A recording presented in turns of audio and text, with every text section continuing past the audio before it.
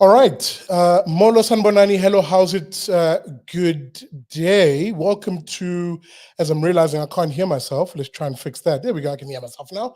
Welcome to another episode of Liberty and Friends. Yeah, well, that's right. Every Sunday, 8 p.m. here on the Big Daddy Liberty channel is me, and moi, this face on your screens. Sikhe Ngobese, as we unpack the news week that was. Now, here's the thing.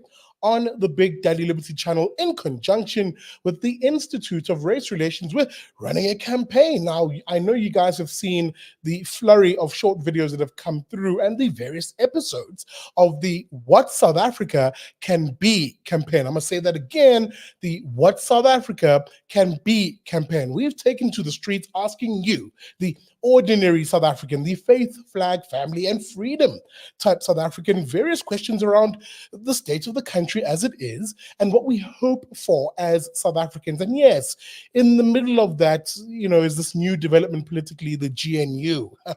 We've sort of also posed that question to you as to whether the GNU is a tentative first half step in that direction of what South Africa can be. Part of that conversation, of course, as I said, was hitting the streets of Soweto, Johannesburg, Pretoria, canvassing the views of ordinary South Africans. And tonight's show, we're going to take a bit of a stock take. We're halfway through the campaign, which ends at the end of this month. And I know you guys have been watching the content, sending in your comments, much appreciated. And tonight I've taken a choice selection. You remember those box of biscuits that we used to eat on Christmas, choice assorted? Well, I've done exactly that. Guys, I'm a fat boy. My references will always be some sort of snack. Bear with me. But, I've taken the pink biscuits out and those cherry-filled ones. Two short videos that we'll unpack tonight with my guest, the CEO of the Institute of Race Relations, Dr. John Endres. I'll get to him in a moment. Where are my manners? Let me just quickly remind you that if you love the show and the content, guys, do me that solid favor and hit the like button. Smash that like button, whether you're watching on X, YouTube, or on Facebook. And hey, if it is on Facebook in particular, or rather YouTube, pardon me, in particular, guys, subscribe to the channel. Do me that solid favor and help me reach my goal of 46,000 subscribers by the end of the year. We're very close to that. I think we're 45,900 now. Very nice. The numbers are ticking up very, very nicely. Now, with that being said, let me get straight to my guest. As I mentioned, he is from the Institute of Race Relations, indeed the head honcho at the IRR. I'm talking, of course, about John Endres. There he is on screen. But John, good evening. Good evening, Sikhe. Thanks for inviting me. Bro, very good to have you on. And I think tonight's conversation will be a quick fire one, but an important one at this midpoint, perhaps, of this campaign that, very graciously, the IRR has lent to me to also help drive. And I think it's a very important one. And before we get into anything else, let's actually maybe a refresher course to South Africans who might be watching. What is the What South Africa Can Be campaign? Why was it so important for the IRR to push, or rather to probe South Africans in this way, of course, at the same time pushing great ideas into society? Yeah, we find ourselves at such an interesting time in South Africa's history since the 29th May elections. And it is a time where I think it is possible for us as South Africans to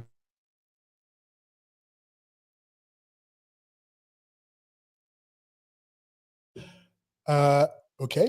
As I was taking a swig of water, I lost you there, John. Yes. I think you're back. But go ahead. Yes. We're at an important time in our history, and you're quite right. Yes, exactly. And it is a time where, we get the feeling that it is possible for things to be different than they have been for the past 30 years. And we feel that there's potential in the country that should be exploited. We need to understand what we can do with this opportunity. And so the way we encapsulate this idea is through the What SA Can Be campaign, where we want people to imagine, looking ahead 5 years, 10 years, 15 years to the future, what can this country look like and what needs to happen for it to look much better than it is looking at the moment. Absolutely. And again, it's exactly why here at the Big Daddy Liberty channel, we are 100% behind this initiative, beyond the fact that this is what we like doing anyway, talking to South Africans. But the other part of it is really injecting, the sort of ideas, especially in this. I've always said this, and let me maybe take a step back and say it the way I usually say it. I've always said, John, that we as knowledge-based institutions are at the point where we're quite aware that any society that is at a point of crisis, it is he who has the greatest, or who injects the greatest volume of ideas into that society, who will sway things in the direction of one way or the other. And really, this is dichotomy here insofar as this channel and your organization and others who we support as the Big Daddy Liberty channel, a dichotomy of the individual and families versus the state. And I shouldn't say versus, but rather those two distinct pathways insofar as the sort of policy approaches we advocate for. On the one side, we advocate for power and resources of the state being in the hands of individuals and really families. We talk a lot about the individual as liberals, but really we're a family society. And insofar as we talk about individuals, it is often for the benefit of our families versus really our ideological opponents, the sort of state-centric, statist, socialist and communist lot who say, no, actually, power and resources should be centralized in the hands of the state and by extension, a elite grouping of politicians, and they decide what we should get. It's those two contestation of ideas that I think is instructive of where we are right now as South Africans. Yeah, I think for the past, at least 15 years or so, South Africans have been in a situation where they've had to defend themselves almost against the predations of the state. So we've been in a situation where, the state has been hostile in many cases to the interests of South Africans. It has been inimical to the progress of individual lives and persons. It has been bad for the development of the economy. And for all of these reasons, we've gone through a period that has been quite tough. And I see one of the viewers asking, is the future of SA not the NDR, whether we like it or not? And I mean, that's the risk. I think that's well pointed out. But I would also point out that the Secretary General of the ANC, Fikile Mbalula, about 2 weeks ago, tweeted in response, I think, to some aggressive questions being asked by the SACP about the ANC's commitment to the NDR. He said, look, you in the SACP, you're the NDR guys, you must, bear the torch of socialist revolution. Please, keep doing that. It's very, very good that you're doing that. But us in the ANC, we're not so easy to pigeonhole, and we'd probably more accurately be described as social democrats. And I think what that means is that we see a bit of softening in certain parts of the ANC, if not in all parts of the ANC. And that is part of what generates the hope for the future. And perhaps that is the framework through which we'll have tonight's conversation. As I said, at this midpoint of at least our involvement as the Big Daddy Liberty channel on this campaign, it's this idea that, can we test these ideas with South Africans, and what do they say about that dichotomy I spoke of, a hard left state-centric approach, which the ANC, you're rightly pointing out, is slightly trying to walk back, at least insofar as this one talking point by Ufile Mbalula, versus our approach, which again, simply put, places the resources and power into the hands of individuals and the family. Now, with that being said, John, we framed the conversation on the streets in so far as the GNU, because the argument I'm making is, as South Africans, we're very critical. We easily go into our default mode of just criticizing, sometimes even just for the sake of being critical. Not that it hasn't been warranted over the last 30 years, but there is a time and a place where actually as South Africans, we need to put our hands up and inject that volume of ideas that I spoke of. And this GNU for me represents that first potential salvo we can fire in terms of swaying government in a different direction. And that of course includes putting more liberals into government, which is ironic. More liberals, but their role will be to make government smaller over time and less important. But anyway, that's another issue for another day. I want to play this first clip where, as I said, as we took to the streets, I asked this gentleman specifically, government in the last 30 years, hegemonic as it has been under the ANC, has always preferred a left-leaning approach to things, but especially in the South African context, through the prism of race. We've had a race-based leftism, if I can sort of give it a coin term. And it's funny, we've had this hegemonic ideology of race-based leftism, from the state. However, South Africans themselves, in terms of your polling, we see actually quite pragmatic. They are more aligned to a non-racial approach to things. Watch me pose a particular talking point or policy position, and I ask the question to this gentleman: should we continue as a society to pick winners and losers based on race, or should we adopt a different approach that is non-racial? Watch what he has to say. And to my viewers, guys, bear with me. I have a very brand new system. I'm not quite sure. Yeah. Let's just see if it works. And with that being said, I will fly to your comments on screen. Sorry, I know I forgot to mention that. Keep your comments coming in thick and fast. We're here for the next, let's call it 25 minutes or so. All right.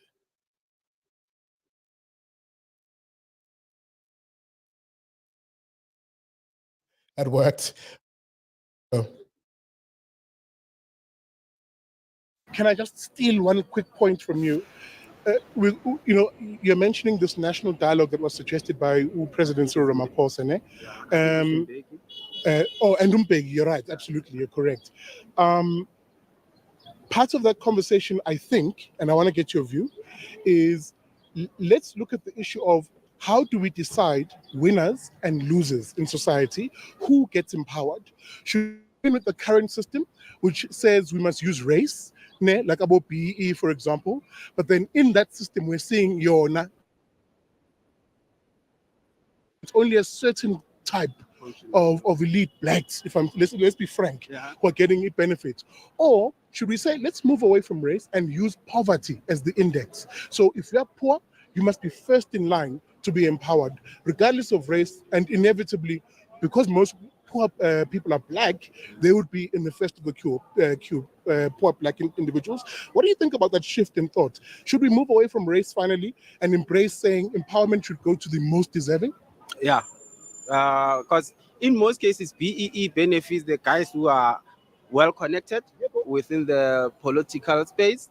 So we really need to move away from that one. I think people who deserve to get those. In fact, the tender system is it's not working for us, because most of the guys will get 8 million and then they will use 3 million for those, and then other guys are just getting peanuts, those subcontractors. So I think we must move away from the tenders. Government must just take charge and lead all these things. Thank you for your time. Okay, I just had to pause it there because obviously that particular engagement was over. John, that's very interesting. Again, if you were listening to the mainstream media, which is very yoked, unfortunately, to the narratives of what the state has always said around what South Africa is. We've always been told, oh, black individuals are very much in favor of a racialized system that places them first because they're black.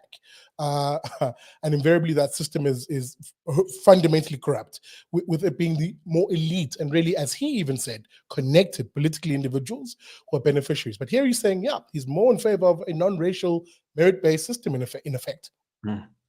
If I could come in there, one of the things the gentleman talked about was the tender system. I think that's such a great thing to talk about, because there is a new law which is called the Public Procurement Bill Act, I think now, which is about how the state must buy the goods and services that it buys. And it seems very technical and abstract, but it is such an important law, because the state spends about 1 trillion rand per year, over 1 trillion rand actually, buying goods and services. And what the law says is that it must not only do so on a basis of value for money. So it's not a question of finding the best supplier at the best price, but it must also do it on a transformation basis. And the result of this is quite devastating, because one of the things that happens, even when everything is done according to the book, imagine you've got a situation where there's a village which is about 10 kilometers from the main road, and there's only a dirt road to the village.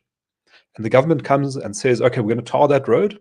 And, then it'll be easier to get to work on that smooth tar road, and the children will be able to get to school more easily. It'll be good for everyone. They put out the tender, and the company that gets the tender is going to be an empowered company, which is allowed to charge more money than has been budgeted for this.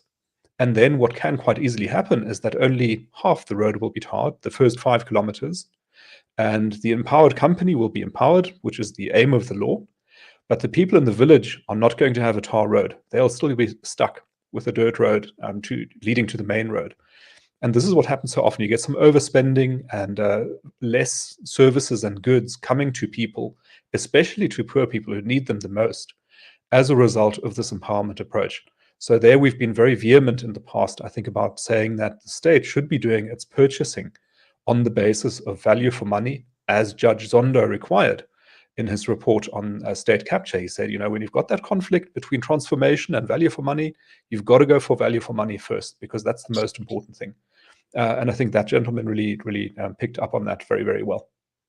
Absolutely. And again, what I found interesting here is the absolute fertile ground that exists. This was just one interview I pulled out just for the sake of brevity. We only have a bit of time on the show. The absolute fertile ground that exists among South Africans for new ideas that reflect what they want, which is a non-racial policy approach to society, broadly speaking, and really to government in particular. Because you often hear people say, oh, the government must do this, the government must do that. But I just think that's a function of just how we speak, and not necessarily a ingrained belief that government should do necessarily everything. No one believes that government should be running grocery shops, for example. People do have a strong sense of where the state ends and where we begin as citizens. However, the state does play that critical role. And this is why I think this conversation around the GNU and swaying it in a more non-racial, pro-liberty direction is critically important. Let me go to my next clip. Because again, I framed, actually, before I do that, John, I just remembered the title. I want to quickly chew on education, because part of that conversation I had with that gentleman also needs us to speak about education, and the need, therefore, if we're going to argue what is a different approach to empowerment, for education to be at the center of that conversation. That empowerment isn't a function of politicians picking who gets tenders and who doesn't, but really politicians getting right a system of education in the country that emphasizes one quality over just a generic let's just roll out infrastructure, because that sometimes is the mentality. Quality on the one side, and also empowering those who actually are the recipients of that education, the learners and the parents. This is where right now we're seeing, unfortunately, the opposite direction, where the state has just effectively, Ramaphosa signing the BELA bill, the Basic Education Laws Amendment bill, which has a numerous amendments in it. But key to it, effectively, if I can just give it one brushstroke of why it's problematic, is that it ever increasingly empowers government officials and effectively politicians over parents insofar as decision-making at schools. John, what is the IRR's position on this? Should we be endorsing BELA, or should we continue to fight it as we now have this weird little reprieve that's been offered by Ramaphosa, which again, I take with a pinch of salt. But nonetheless, what's our stance on this? What should we be doing? Well, I think, BELA is quite a complicated, complex piece of legislation. And so our senior colleague, Anthea Jeffrey, wrote a submission to Parliament on it. But, it took a lot of hard work, because it's not a simple law. But one of the concerns we have with the BELA bill is specifically what you mentioned, which is the disempowerment of parents and school governing bodies in making decisions about how the school is run. For example, on admissions, on language policy, which are quite important aspects of schooling. And what it reflects, I think, much as you've been saying as well, is the tendency for the natural response to a problem.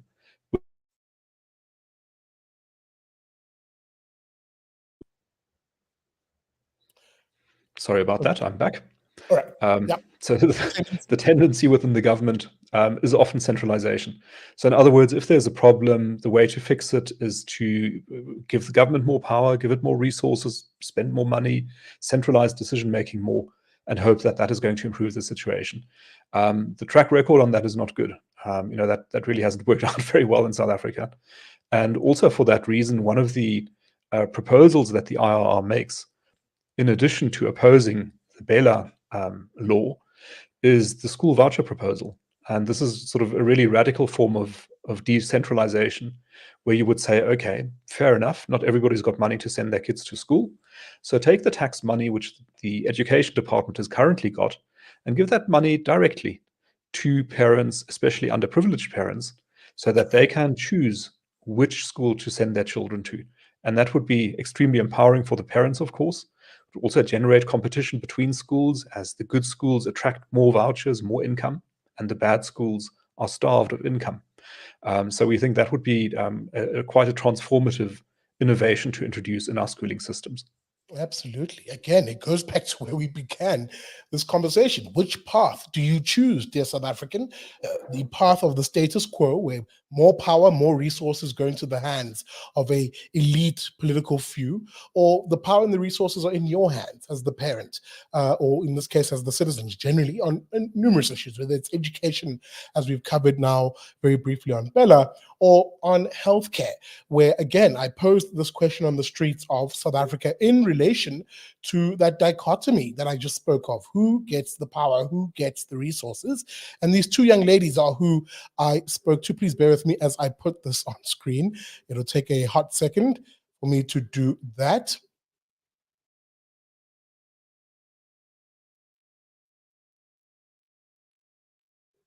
There it is.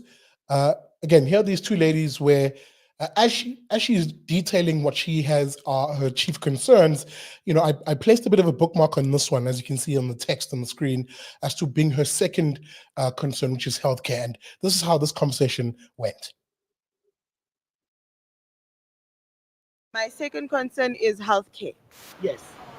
Can I just quickly put a bookmark here? Because you're raising a point that's super important, especially how recently that video went viral of that white older man who's like, look, Helen Joseph Hospital is an absolute, he didn't say shit show, I'll say it, shit show.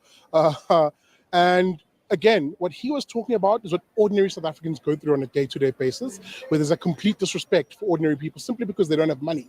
But from your experience, you don't have to tell us where you live, but in your area, how are the health facilities in that area? Okay, I'm gonna speak by her area where she lives. It's Aldo's, if you don't mind. And she told me the other day about that video that was surfacing of that lady who was ignoring my patients, Noma Abuya from lunch, and she wasn't.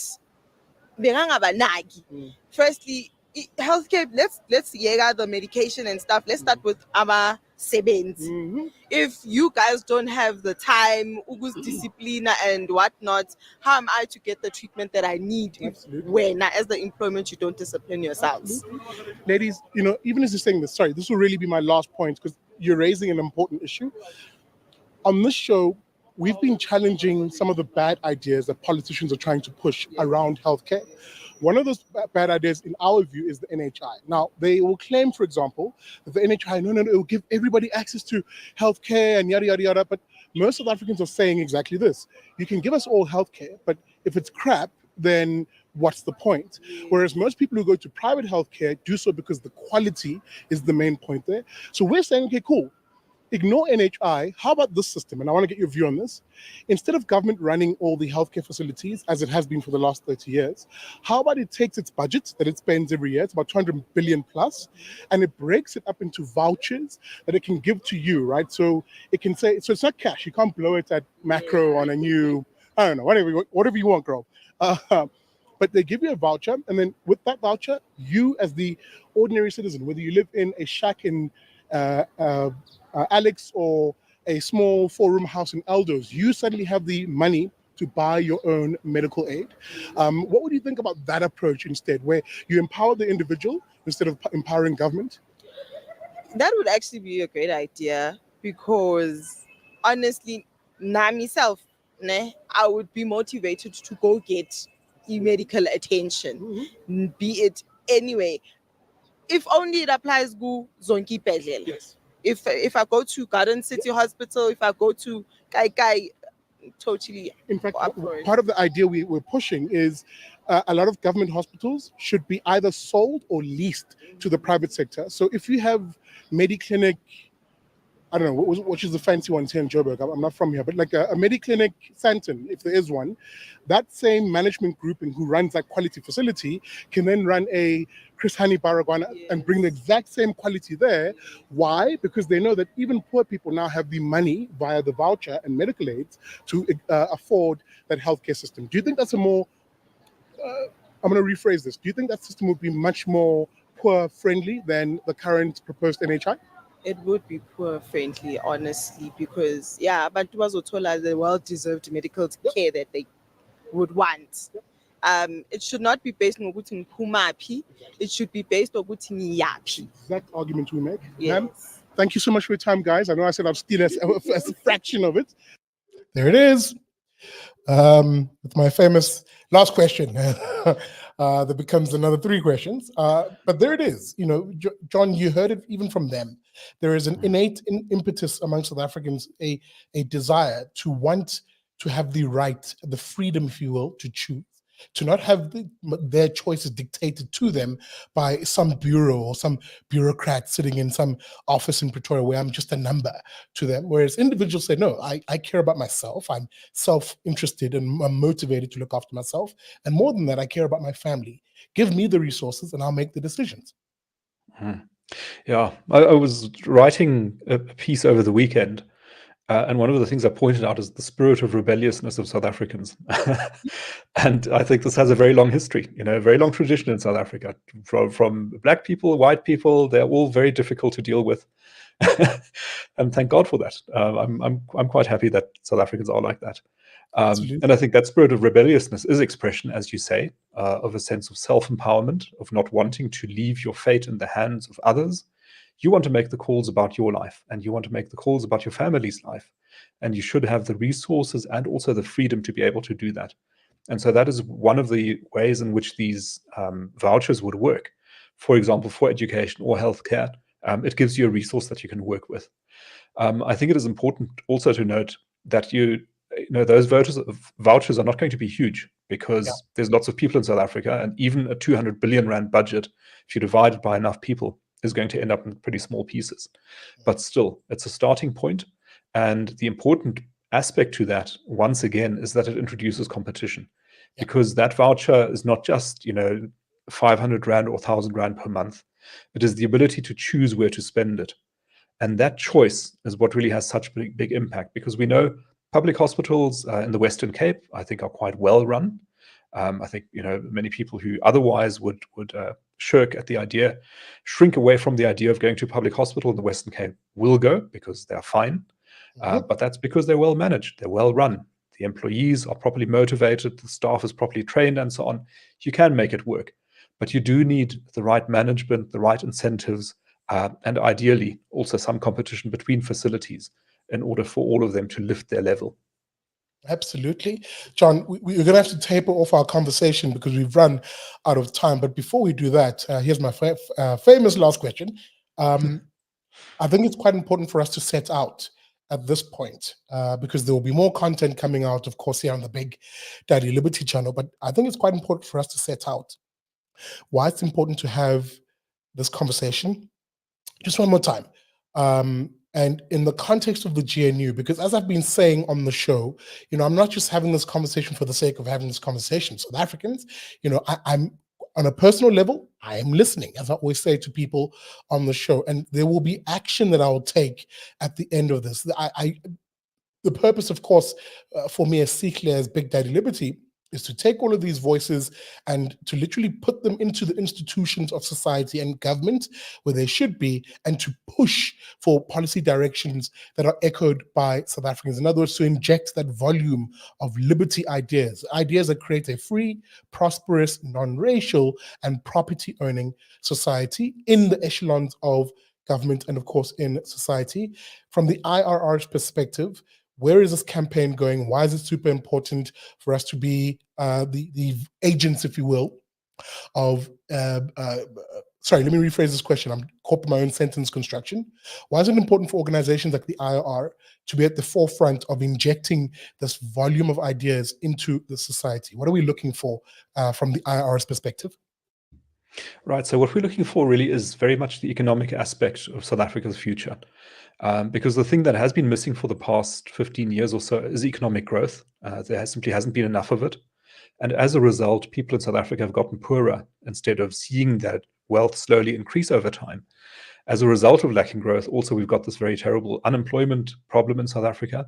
And neither of those two problems can be solved without economic growth. And so what we're trying to do is link this idea of what SA can be to the question of economic growth. And what the IRR is doing is focusing very much on making recommendations on the kind of policies that the country needs in order for the economy to grow. And that has been a very strong focus of our work. And everybody's welcome to visit the website. There's some quite thorough papers as well on how to get the economy growing, how to make the state work properly, how to design empowerment programs that are non-racial in nature and that can work.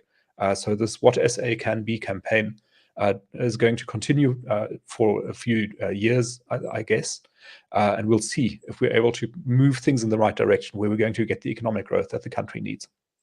Absolutely. And trust me when I say this, I will be one of the first in the queue in assisting in moving and shifting the needle, if you will, in that right direction. Indeed, answering that question of what South Africa can be. That is John Endres from the Institute of Race Relations. John, thank you so much for your time. As I say goodbye to John, let me say goodbye to you, dear viewer. Thank you so much for joining us on this short quick fire episode. What do you think about this campaign? Guys, I really encourage you to, on the one hand, go to the IRR's website. It's irr.org.za. That's irr.org.za, and get involved in the conversation. What would you consider your ideal South Africa? What can we be? And the best way you can do that on all your social media platforms, tag the Institute of Race Relations, and use hashtag what SA can be. I'm gonna say that again, hashtag what SA can be. Guys, as I said, I am listening to you. I am listening to you. I am listening to you. And this will head in a certain direction where we can actually bring the sort of change we want. Now, with that being said, all that jibber jabber, guys, thank you so much for watching. A short reminder on my way out: if you love this content, you love what we're doing, guys, smash that like button, of course, whether you're watching on Facebook, YouTube, or on X. And if it is on YouTube, guys, subscribe to the channel. And by the way, make sure you go and subscribe to the Institute of Race Relations and their publication, The Daily Friend. Find them, of course, at dailyfriend.co.za and all social media. They have a fantastic daily show that they push out. Make sure you catch that on your screens. And with that being said, guys, thank you so much for watching. And as always, I like to say at the end of every show, hey, ta-da, never trust a commie.